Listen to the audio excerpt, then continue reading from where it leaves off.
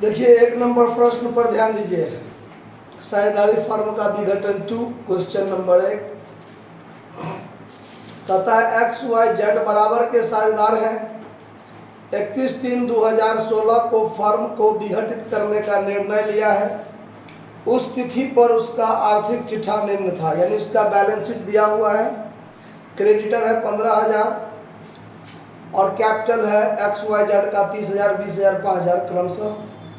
और एसेट्स में cassette bank और अदर एसेट्स दिया हुआ है। टोटल 70,000 है। अन्य संपत्ति से उसके पुस्तकीय मूल्य का 50% वसूल हुआ। समापन का व्यय 3,000 है। जेड दिवालिया हो गया और फर्म के कर्जों का भुगतान करने में बिल्कुल असमर्थ था, मतलब वो 1 भी रुपया भुगतान करने में समर्थ नहीं था। भारतीय साझेदारी अधिनियम के अनुसार आवश्यक खाता बनाइए। अब देखिए, एक सिद्धांत है गार्नर बनाम मर्रे का सिद्धांत और एक है भारतीय साझेदारी अधिनियम। तो दोनों नियमों के हिसाब से सवाल सेम बनता है, बस एक अंतर है। वो अंतर क्या है? भारतीय साझेदारी अधिनियम और गार्नर बनाम मर्रे में वो सवाल बनाते समय बताते हैं। देखिए, सबसे पहला काम तो आप रियलाइजेशन अकाउंट बनाना है। रियलाइजेशन अकाउंट खोल लीजिए। रियलाइजेशन अकाउंट बनाना आपको पहले से आता है। Debit credit, particular amount. सबसे पहले टू सन्ड्री एसेट्स। तो सन्ड्री एसेट्स में कुल मिलाकर एक के बार दिया हुआ है अदर एसेट्स 66,000। कैश बैंक जो है उसको तो हम लोग छोड़ के चलते हैं ना, उसको तो रियलाइजेशन में नहीं बेचते हैं। सन्ड्री लायबिलिटीज 15,000 रुपये है, क्रेडिटर मात्र। तो सीधे यहाँ लिख दीजिए बाय सन्ड्री क्रेडिटर। ज्यादा कुछ नहीं है तो डायरेक्ट जो है वो एक आइटम है, लिख दिए। संपत्ति से 50% वसूल हुआ, तो जो संपत्ति से वसूल हुआ तो by bank account assets realised सीधे 50%। तो 66,000 का 50% 33,000 प्राप्त हुआ। और टू बैंक अकाउंट हमको लायबिलिटी पे करना है, तब 15 का 15,000 हम पेमेंट करेंगे, क्योंकि सवाल में उसके बारे में कोई जिक्र नहीं किया हुआ है। ठीक है, उसके बाद वसूली व्यय 3,000 है, तो टू बैंक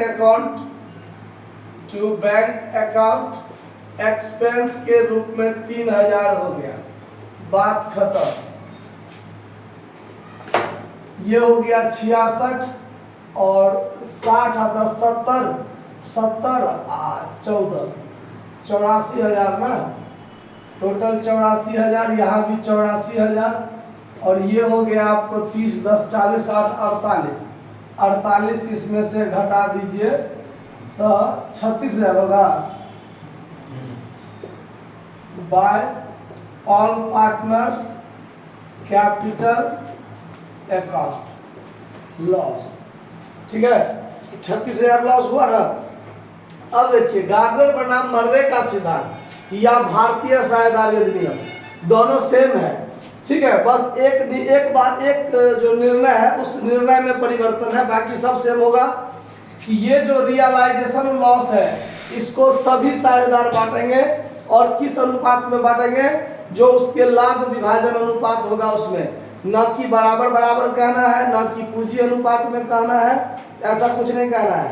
जो उसके लाभ विभाजन अनुपात होगा पहले से उसमें बांटना है। जैसे कहा हो तो सवाल में है बराबर के साझेदार थे, तो बराबर बराबर एक्स वाई जेड आपस में 12,000 करके क्या कर लेंगे? बांट लेंगे। क्लियर बात?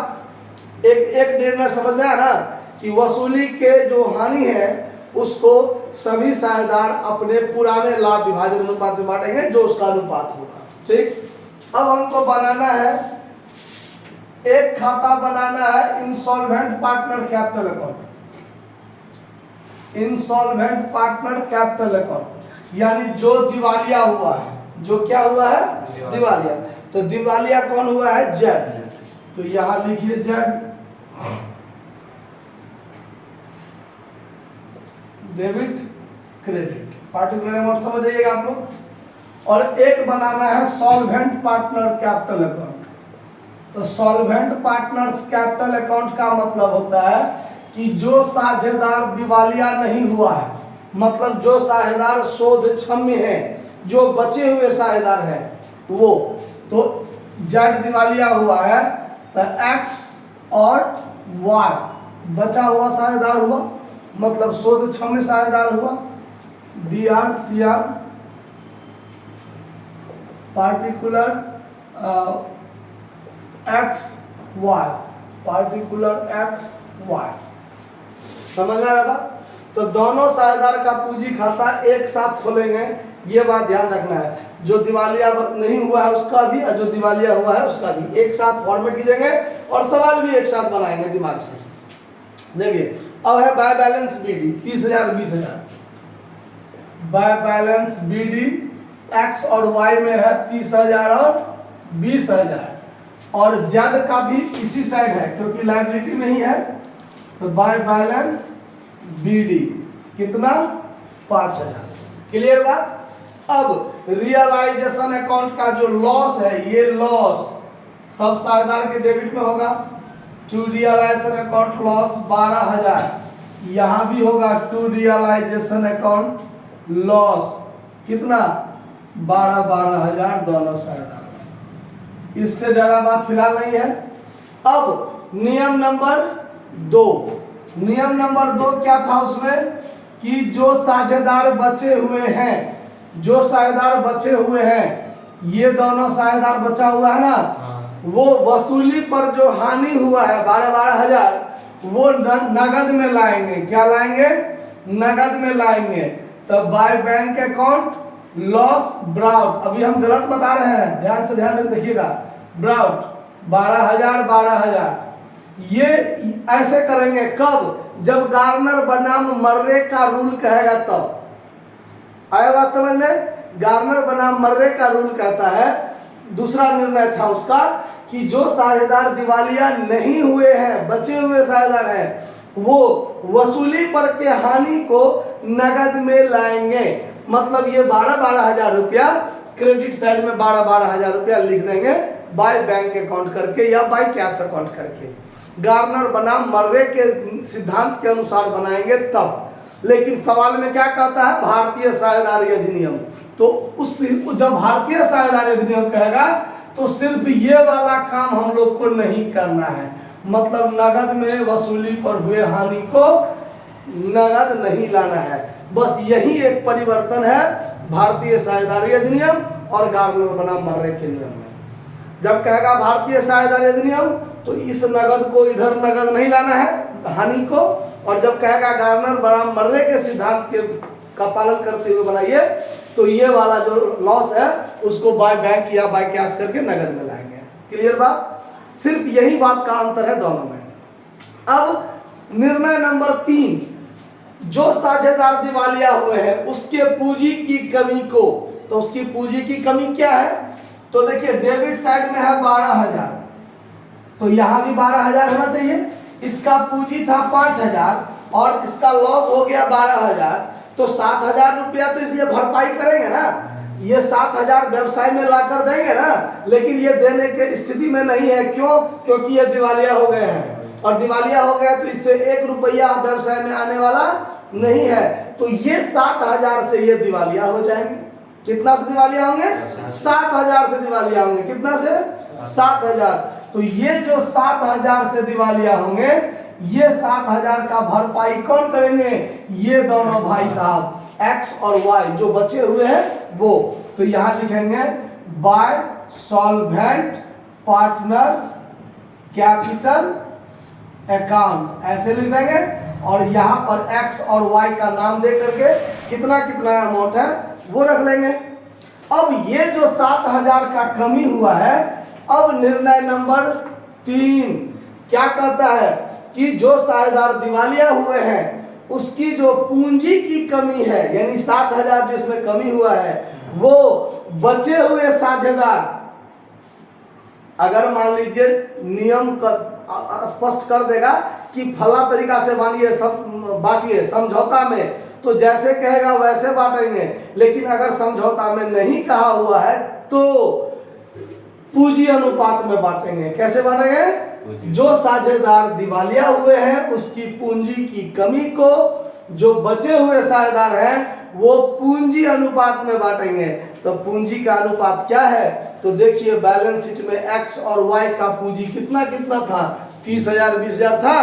तो पूंजी का अनुपात क्या हुआ? 3:2। 4 दोनों पर से काट दीजिए तो 3:2, यानी इस 7,000 को 3:2 में बांटा जाएगा। तो अब 3:2 में बांटेंगे तो 4200 और 2800 हो जाएगा। समझ में आया बात कि कोई दिक्कत है? इस बात को समझ में दिक्कत है ना? है हम मुजबानी बांट लिए हैं, ठीक है। 3:2 करेंगे तो 3 2 5, इसमें 5 से भाग देंगे तो 1400, तो 14 तिया 4200, 14 दूना 2800 बांट लिए। अब देखिए, अब इसकी कमी का भरपाई ये दोनों करेंगे तो इस दोनों का पूंजी घटेगा ना। दिवालिया वाले का क्रेडिट में बचे हुए का नाम, तो बचे हुए के डेबिट में दिवालिया का नाम, तो टू जेड कैपिटल अकाउंट करेंगे। तो यहाँ ये तो जेड का है ना, तो यहाँ पर आप इतना बड़ा नहीं लिखना चाहते हैं तो जेड कैपिटल अकाउंट लिख लीजिए, कोस्ट में इंसॉल्वेंट लिख दीजिए, ठीक है।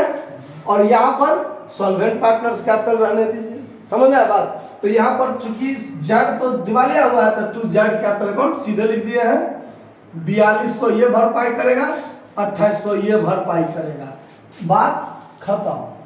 अब इसका है 30,000 तो यहाँ भी 30,000, इसका 20,000, यहाँ भी 20,000, और अंतर जो बचेगा to bank account final payment किया जाएगा। तो 30,000 में से 12,000 गया तो 18,000, 18,000 में से 4,000 गया तो 14, यानी 13,800 इसको पेमेंट होगा। 20,000 में से 14,000 गया तो 6,000, 5,200 इसको पेमेंट होगा। समझ में आया बात? कहीं कोई दिक्कत है समझने में किसी को भी नहीं ना? चलिए अब बनाएंगे हम लोग बैंक अकाउंट। क्या बनाएंगे? Bank account. DRCR। सबसे पहले क्या लिखेंगे? टू बैलेंस BD, जो कि बैलेंस शीट में हम लोग छोड़े हुए थे 4,000 रुपया, तो 4,000 रुपया ये लिख दीजिए। उसके बाद यहाँ पर देखिए 33,000 रुपया वसूली हुआ है, तो यहाँ पर to realisation account assets realise 33,000। यहाँ पर दो जगह पेमेंट है, तो क्रेडिट साइड में by realisation account liability paid 15,000 और बाय रियलाइजेशन अकाउंट एक्सपेंस के रूप में 3,000 रुपया। और इस दोनों साझेदार को यहाँ पर फाइनल पेमेंट किया गया है, तो बाय सॉल्वेंट पार्टनर्स, शॉर्टकट में लिख देते हैं capital account final payment x और वाई को 13,800, 5,200, 13 5 18 1 19,000, बात खत्म। ये हो गया आपको 37,000 और 19 18 ये भी हो गया 37,000। सवाल यहाँ पर आपका बनकर तैयार हो गया। तो कहीं इस बात को समझने में दिक्कत? अगर भारतीय साझेदारी अधिनियम है और अगर गार्नर बनाम मर्रे है तो दोनों सवाल सेम बनेगा। बस ये ध्यान रखना है कि ये जो लॉस है उसको नगद में लाएंगे गार्नर बनाम मर्रे में, और भारतीय साझेदारी अधिनियम के अनुसार ये नगद में नहीं लाएंगे। खैर आगे बहुत सारा सवाल है वो देखेंगे, ठीक है, नोट कर लीजिए।